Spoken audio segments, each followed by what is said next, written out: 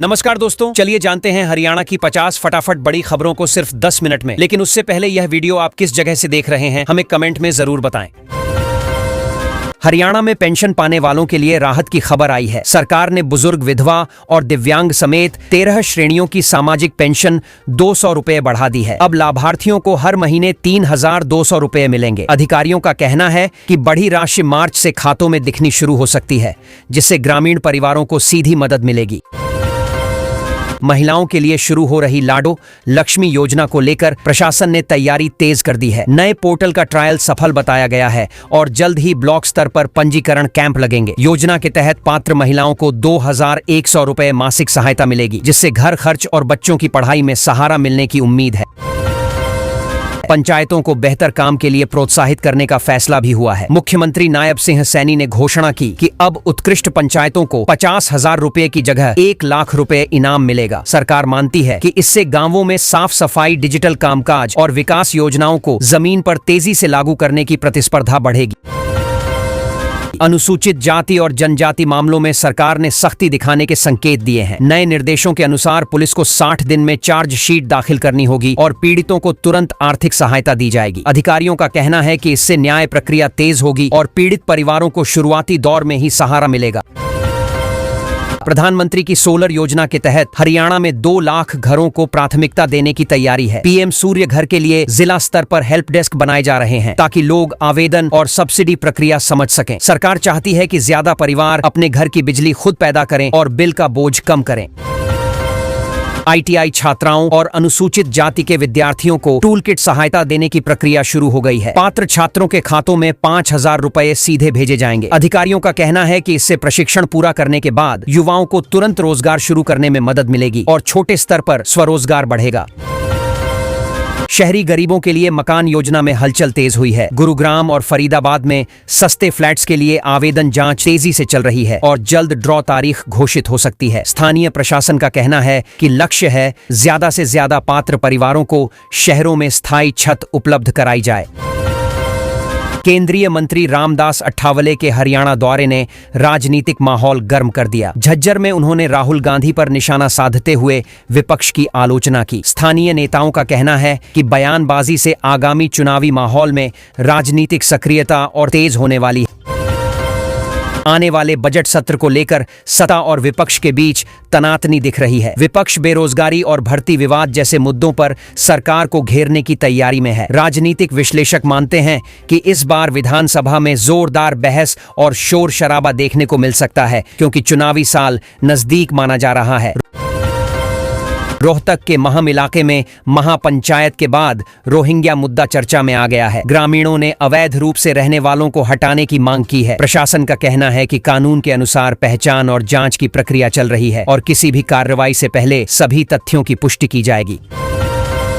फरीदाबाद में बिजली चोरी पकड़ने गई टीम पर हमले की घटना ने प्रशासन को सतर्क कर दिया। पुलिस ने मामला दर्ज कर जांच शुरू कर दी है। अधिकारियों ने कहा कि सरकारी कर्मचारियों की सुरक्षा सुनिश्चित की जाएगी और चोरी रोकने के अभियान को और सख्ती से जारी रखा जाएगा।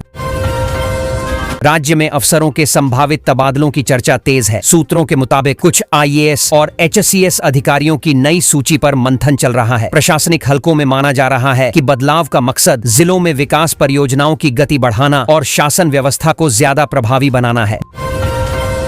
जननायक जनता पार्टी ने निकाय चुनावों से पहले संगठन सक्रिय करना शुरू कर दिया है। नेता दुष्यंत चौटाला ने जींद में कार्यकर्ताओं को घर घर संपर्क अभियान तेज करने को कहा। पार्टी मानती है कि स्थानीय चुनावों में मजबूत उपस्थिति भविष्य की राजनीति के लिए महत्वपूर्ण साबित हो सकती है।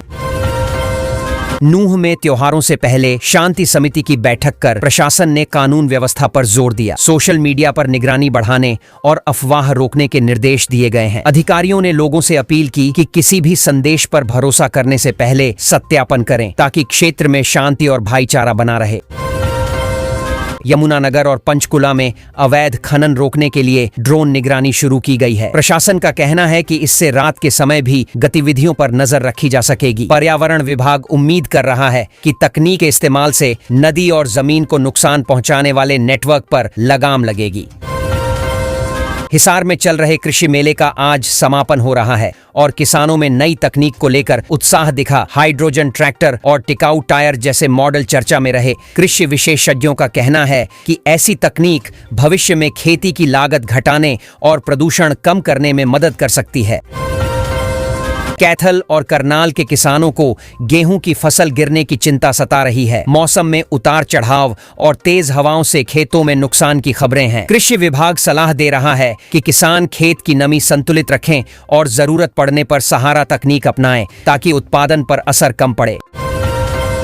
अंबाला और कुरुक्षेत्र में गेहूं में पीला रथुआ रोग की आशंका को देखते हुए टीमें भेजी गई हैं। अधिकारी खेत खेत जाकर निगरानी कर रहे हैं और दवा संबंधी सलाह दे रहे हैं। विभाग का कहना है कि शुरुआती पहचान से रोग फैलने से रोका जा सकता है और किसानों को घबराने की जरूरत नहीं है।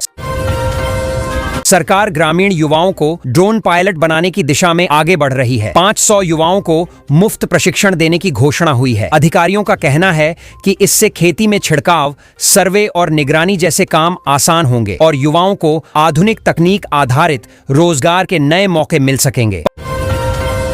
पश्चिमी यमुना नहर की सफाई अभियान तेज कर दी गई है ताकि रबी फसल को अंतिम छोर तक पानी मिले। सिंचाई विभाग का कहना है कि समय पर पानी पहुंचा तो किसानों की पैदावार बेहतर रहेगी। स्थानीय किसान भी उम्मीद कर रहे हैं कि इस बार पानी की कमी से जूझना नहीं पड़ेगा।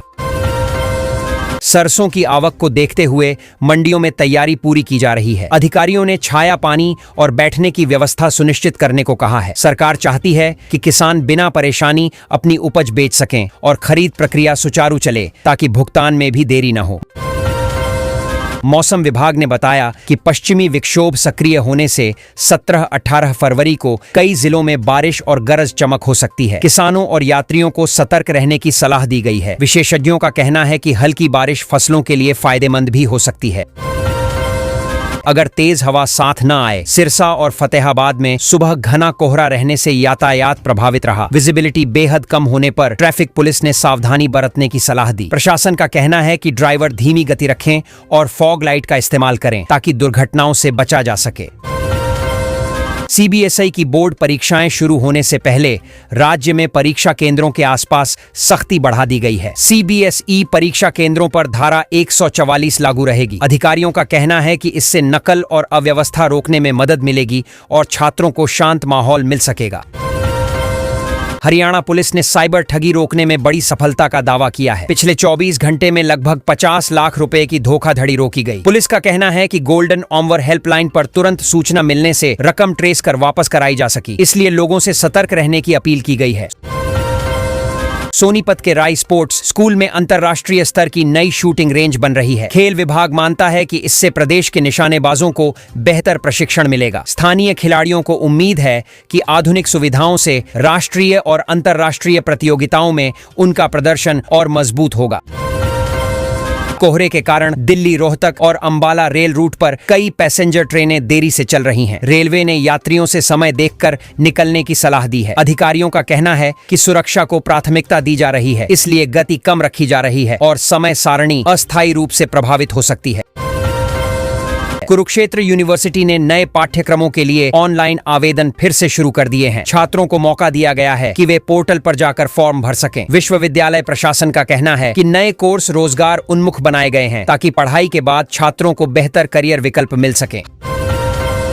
हरियाणा रोडवेज की लंबी दूरी की बसों में सुरक्षा जांच अभियान चल रहा है। जीपीएस और पैनिक बटन सही काम कर रहे हैं या नहीं, इसकी जांच की जा रही है। विभाग चाहता है कि यात्रियों, खासकर महिलाओं की सुरक्षा मजबूत हो और आपात स्थिति में तुरंत सहायता उपलब्ध हो सके। गुरुग्राम में खुले में कूड़ा फेंकने वालों पर सख्ती शुरू हो गई है। मानेसर नगर निगम ने चेतावनी दी है कि अब मकान मालिक का भी चालान कट सकता है। प्रशासन चाहता है लोग साफ सफाई रखें, कूड़ा तय जगह डालें और शहर को स्वच्छ बनाने में सहयोग करें, वरना जुर्माना देना पड़ सकता है।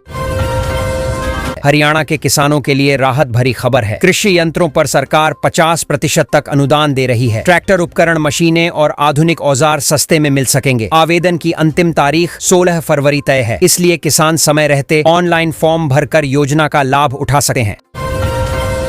हरियाणा में डेंगू और मलेरिया रोकने को नियम कड़े कर दिए गए हैं। कहीं पानी जमा मिला या लापरवाही दिखी तो 10,000 रुपए तक जुर्माना लग सकता है। प्रशासन लोगों से अपील कर रहा है कि घर आसपास सफाई रखें, पानी जमा न होने दें ताकि बीमारी फैलने से पहले ही रोकी जा सके।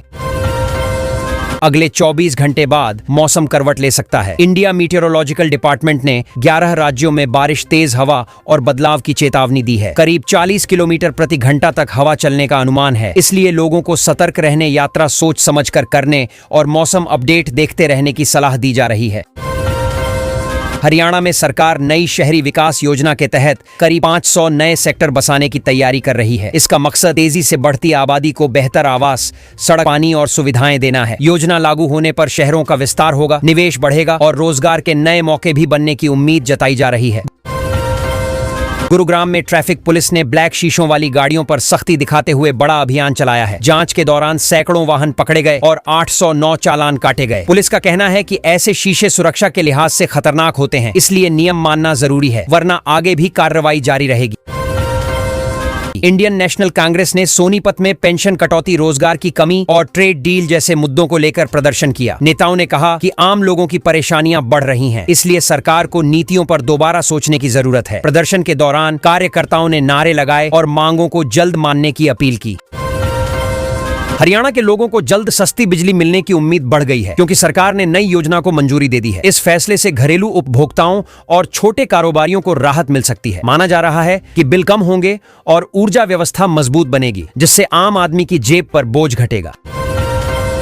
हरियाणा में शिक्षा विभाग ने साफ कहा है कि जिन बच्चों के दस्तावेज या जरूरी प्रक्रिया पूरी नहीं होगी, उनका बोर्ड रिजल्ट रोक दिया जाएगा। स्कूलों और अभिभावकों को निर्देश दिए गए हैं कि समय रहते औपचारिकताएं पूरी कर लें, ताकि बच्चों का भविष्य प्रभावित न हो और परिणाम बिना किसी रुकावट के जारी हो सके। हरियाणा में शिक्षा विभाग ने निजी स्कूलों को चेतावनी दी है कि आरटीई नियमों के तहत लगाया गया जुर्माना समय पर भरें, वरना मान्यता रद्द हो सकती है। विभाग चाहता है कि स्कूल नियमों का पालन करें और गरीब बच्चों को शिक्षा का अधिकार दें, ताकि कानून का उद्देश्य सही तरीके से लागू हो सके। कल घर से निकलने से पहले रूट जरूर देख लेना, क्योंकि प्रशासन ने कुछ रास्तों पर वाहनों की नो एंट्री लगाने का फैसला किया है। ट्रैफिक डायवर्जन रहेगा और कई जगह चेकिंग भी होगी। पुलिस का कहना है कि व्यवस्था बनाए रखने के लिए ये कदम उठाया गया है, इसलिए लोग समय से निकलें और वैकल्पिक रास्ते अपनाएं। राज्य में बोर्ड परीक्षा के बाद छात्रों को दिए गए टैबलेट वापस करने होंगे। शिक्षा विभाग ने स्पष्ट किया कि तय समय में उपकरण जमा न करने या छेड़छाड़ करने पर परिणाम रोका जा सकता है। सरकार का कहना है कि यह योजना डिजिटल पढ़ाई के लिए है, इसलिए संसाधनों का सही उपयोग सुनिश्चित करना जरूरी है। राजनीतिक बयानबाजी के बीच नेता अनुराग ढांडा ने हरियाणा सरकार की नीतियों पर सवाल उठाए। उन्होंने बेरोजगारी और प्रशासनिक फैसलों को लेकर आलोचना की। सत्ता पक्ष ने जवाब देते हुए विकास योजनाओं का हवाला दिया। चुनावी माहौल में ऐसे बयान राजनीतिक बहस को और तेज करने वाले माने जा रहे हैं। हरियाणा सरकार सोलर पैनल लगाने वालों को सस्ती बिजली और आर्थिक सहायता देने की योजना लागू कर रही है। अधिकारियों का कहना है कि इससे ऊर्जा लागत घटेगी और पर्यावरण संरक्षण को बढ़ावा मिलेगा। विशेषज्ञ मानते हैं कि छतों पर सौर ऊर्जा अपनाने से शहरों में बिजली मांग का दबाव भी कम होगा। फरीदाबाद में पुराने हत्या मामले में अदालत ने मां बेटे सहित 3 दोषियों को उम्र कैद की सजा सुनाई। फैसले के बाद पीड़ित परिवार ने न्याय मिलने की बात कही। अदालत ने टिप्पणी की कि समाज में कानून का भय बनाए रखना जरूरी है और गंभीर अपराधों में सख्त दंड ही संतुलन कायम करता है। फरीदाबाद में पुलिस जांच के दौरान एक एएसआई को गिरफ्तार किया गया। वह निजी वाहन में संदिग्ध गतिविधियों के साथ पकड़ा गया था। पूछताछ में कई चौंकाने वाली जानकारियां सामने आईं। विभाग ने कहा कि अनुशासनहीनता बर्दाश्त नहीं होगी और दोष सिद्ध होने पर कठोर विभागीय कार्रवाई भी की जाएगी। फरीदाबाद के श्याम कुमार को योगासन प्रतियोगिताओं में राष्ट्रीय निर्णायक नियुक्त किया गया है। खेल जगत में इसे बड़ी उपलब्धि माना जा रहा है। स्थानीय खिलाड़ियों ने कहा कि इससे क्षेत्र में योग और खेल संस्कृति को प्रोत्साहन मिलेगा और युवा इस क्षेत्र में करियर बनाने के लिए प्रेरित होंगे। फरीदाबाद में लोगों को गिरफ्तारी का डर दिखाकर लाखों रुपए की ठगी करने वाले आरोपी को पुलिस ने पकड़ लिया। जांच में सामने आया कि वह नकली कानूनी नोटिस दिखाकर पैसे वसूलता था। अधिकारियों ने नागरिकों से अपील की है कि किसी भी संदिग्ध कॉल या नोटिस की तुरंत पुष्टि करें।